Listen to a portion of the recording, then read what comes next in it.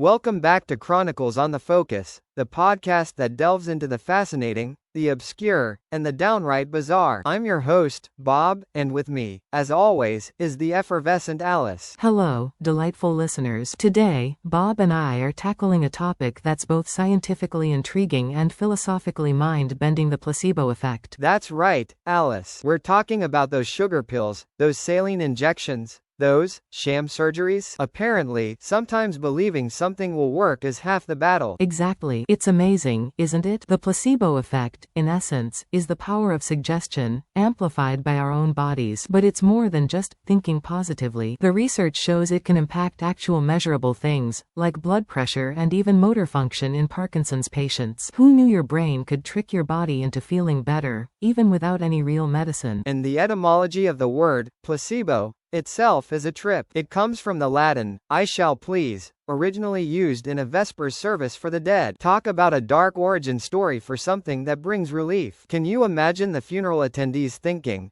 well, at least I'll be pleased, even if I am at a funeral? Hilarious. It's quite a journey from a liturgical term to describing a medical phenomenon, and the research is fascinating, too. Some studies suggest that the size of the pill, the way it's administered, a fancy injection beats a simple pill any day.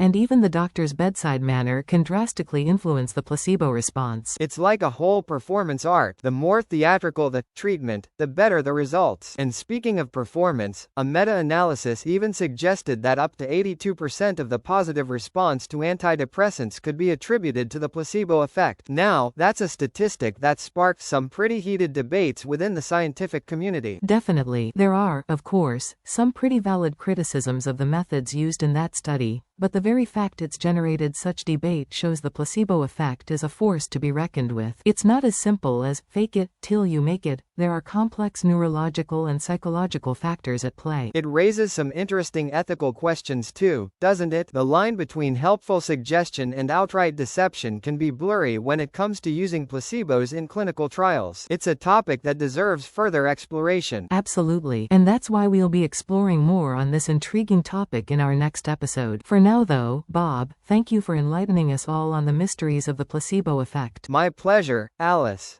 And to our listeners, thank you for joining us on Chronicles on the Focus. Until next time, stay curious.